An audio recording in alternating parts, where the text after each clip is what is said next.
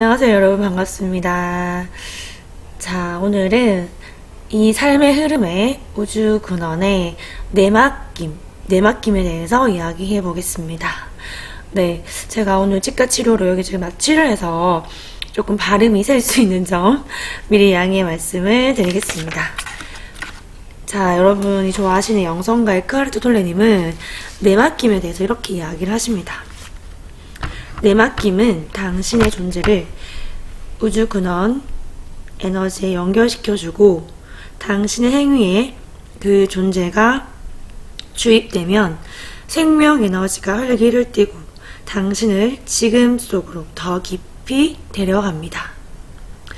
무저항을 통해 의식 수준이 높아짐에 따라 당신이 무슨 행동을 하든 무엇을 창조하든 그 성취도는 비교할 수 없이 향상됩니다.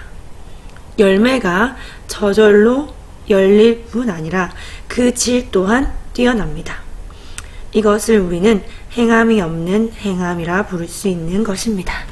네, 그래서 내맡김을 통해서 우리는 이 신성의 우주 근원의 영감이나 직감을 느낄 수가 있고, 더 잘 느낄 수 있고, 내가 애써서 내 에고로 애써서 노력해서 하려고 하는 게 아니라 정말 내 모든 것을 삶의 흐름에 내맡겨가는 것입니다. 근데 이 개념에 대해서 많이 헷갈려 하시는 분들이 계셔서 오늘 그것에 대해서 이야기를 해보게 됐습니다. 자, 먼저 우리는 이 생각이나 말, 행동, 감정이라는 창조의 도구를 가지고 시시각각 내 삶을 창조하고 있습니다. 그것이 이제 우리가 부르는 우주의 법칙, 유인력의 법칙, 끌어당김의 법칙. 그쵸? 이 변하지 않는 시시각각, 우리가 그 시크릿이라고 말하기도 하죠. 시시각각 의식하든 의식하지 못하든 우리는 의식적, 무의식적으로 순간순간 내 삶을 창조하는 창조자인 것입니다. 그래서 그 사실을, 내가 내 삶을 창조한다는 것을 먼저 완전히 열린 마음으로 우선은 인정을 하시는 게 먼저인 거죠. 자, 그래서 아마 제 채널을 보시는 분들은 아마 다양한 경험을 통해서 내가 내 삶의 창조자이며 생각, 말, 행동, 감정이 창조 도구라는 것을 아마 어느 정도 잘 알고 계실 거라고 생각을 합니다. 그래서 우리는 이 시크릿, 유인력의 법칙, 끌어당김의 법칙, 이런 것들, 자연의 법칙에 대해서 참 재밌기도 하고 감사하기도 하지만, 또 한편으로는 무섭다는 생각을 하거나 좌절스러워하는 경우도 종종 발생하게 됩니다. 이제 그게 바로 우리가 모든 것을 내 뜻대로 100% 통제하거나 창조할 수 없기 때문입니다. 그것은 여러분이 잘 아시는 것처럼 제가 앞서서 다른 영상들에서, 그리고 다른 여러 채널 분들의 말씀을 통해서 잘 아시겠지만, 우리에게는 그 90% 이상을 차지하는, 삶의 창조의 90% 이상을 좌우하는 무의식이라는 것이 있고, 그 무의식적인 창조가 다양하게 우리 안에 억눌려 있는 감정체들, 관념들, 프로그램들, 그리고 또 내가 하는 그런 나만의 관념이나 프로그램뿐만이 아니라 이 나를 둘러싸고 있는 집단 무의식, 사회, 내가 속해 있는 여러 단체들, 가족들, 조상들, 친구들, 학교, 직장 등등 집단 무의식, 집단 프로그램, 집단적 관념들, 이런 자각하는, 우리가 예를 들면은 사회적인 고정관념들 있죠. 너무나 당연하게 생각하는, 그게 진실이야, 그게 규범이야, 그게 도덕이야 라고 딱 틀을 만들어버린 것들이 정말 무서운 겁니다. 그쵸?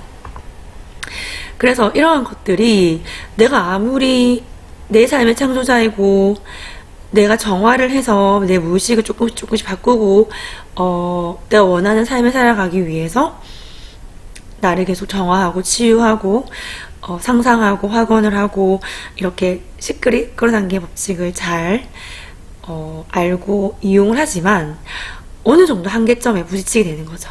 그래서 더더욱 자기 사랑이라든지 내면 아이의 그런 어떤 치유, 내면 아이와의 소통, 그리고 무의식 정화 이런 것들이 되게 중요하다는 것을 알게 되는데, 집단 무의식 같은 경우는 나 혼자서 이렇게 할 수 있는 부분이 사실 아닌 거죠. 그래서 리얼리티 트랜서핑에서도, 그 책에서도 어떻게 집단 무의식에 내가 잘 비켜갈 수 있는가, 그런 부분들이 자세히 나오기도 합니다. 네.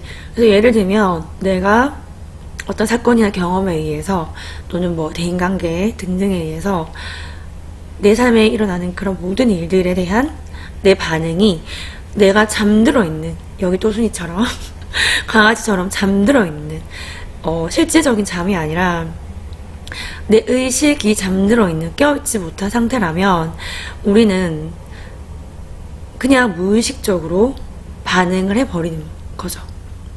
그냥 기분이 나쁘면 화를 내고, 기분이 짜증날 만한 일이 생기면 짜증을 내고, 그 감정인과 내가 하나가 돼서 동화가 돼서 그 감정에 의해서, 그 생각에 의해서 휩쓸려 가버리는 거죠. 그렇게 막 분노하고 짜증내고 질투하고 자책하고 원망하고, 그러한 어떤 감정체들이 다 지나가기 전까지는 실컷 휘둘리고, 내가 휘둘리고 있다는 것조차 모르는 상태인 거죠.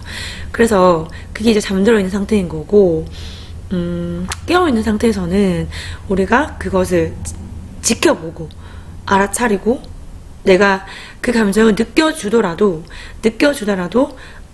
이 감정이 나에게 왔구나라는 것을 깨어서 알고 있는 상태로 느끼는 것과, 내가 의식적인 반응을 하는 것과 잠들어 있는 상태에서 휩쓸려 가는 것은 완전히 차원이 다른 겁니다. 자, 그래서 이 집단 무의식이라는 것, 그리고 내 안에 무의식적으로 프로그램화 되어 있고, 이런 그 억눌려 있는 감정체들, 이런 수많은 개인적, 집단적 무의식 프로그램들이 내 삶의 창조에 많은 영향을 미치는데, 어떻게 그러면 우리는 내맡길 수 있을까요? 어떻게 내가 원하는 삶의 방향으로 더 수월하게 나갈 수 있을까요? 그러면은 저는 이제 당연히 가장 중요한 것은 내맡김이라고 말씀을 드립니다. 그래서 내맡김과 포기에 대해서 좀 헷갈려 하시는 분들이 계셔서 그 부분을 설명을 해드릴게요. 포기는, 자, 정말 쉽게 간단하게 먼저 말씀을 드리면, 포기한다는 것은 안 되네, 안 될 거야, 에라 모르겠다, 이렇게 하고 놓는 게 포기인 거죠. 그 전제되는 바탕에는 그런 마음이 깔려 있는 거죠. 하지만 내맡긴다는 것은 그 반대입니다. 될 거야, 잘 될 거야, 어떻게든 잘 되겠지, 그리고 나서 내려놓는 겁니다. 내 모든 것을, 내 몸과 마음의 모든 생각과 믿음과 관념들, 그 모든 것을 그냥 나보다 훨씬 더 뛰어나고 전능한, 그 거대한, 무한한, 전지전능한 우주 근원에 믿고 몸을 맡겨버리는 겁니다.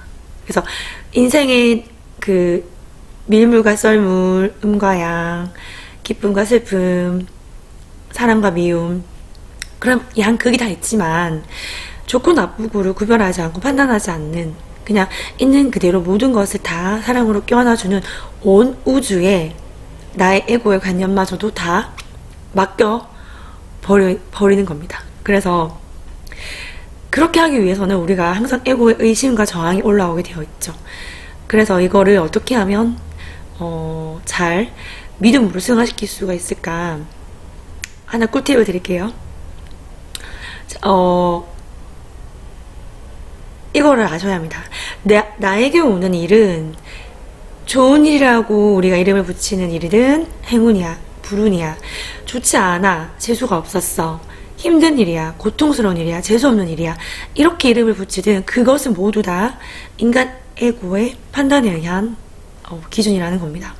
그래서 어떤 일이든 간에, 어떤 사건, 어떤 경험, 어떤 인연이든 간에 결국은 다 나에게 필요해서, 나에게 도움이 되기 때문에 나에게 베스트, 최상, 최고의 것이 온 것이다 라는 것을 알 때, 그것을 믿는 이상으로 경험을 통해서 알게 될 때, 그때는 그저 감사하고 그저 배우겠다. 여기에서, 이 경험에서, 이 사건에서, 이 사람에게서. 지금 나를 너무 괴롭히고 나를 짜증나게 하고 화나게 하고 힘들게 하는 이 사람, 이 왼수 같은 사람도 결국 나에게 무언가를 내 영혼의 차원에서 가르쳐주기 위한, 의식 수준에서 나를 성장시켜주기 위한 선물이구나, 축복이구나. 그거를 이제 알고 감사하는 마음, 열린 마음, 배운 마음으로 받아들이는 겁니다. 수용하는 겁니다. 그것이 바로 내맡김의 자세인 거죠. 그쵸? 그래서 포기와 내맡김은 완전히 긍정적인 그 믿음, 부정적인 믿음이 베이스에 깔려있는 것부터가 정반대이고, 내맡김에서는 깊은 수용의 자세가 말씀드린 것처럼 잘 깔려 있습니다. 어떤 일이 있든, 어떤 경험을 하든, 나를 너무나 많이 괴롭히는 사람이 이렇게 하지만, 왜 이런 일이 나에게 생겼을까? 왜 이 사람과 내가 친구가 됐을까?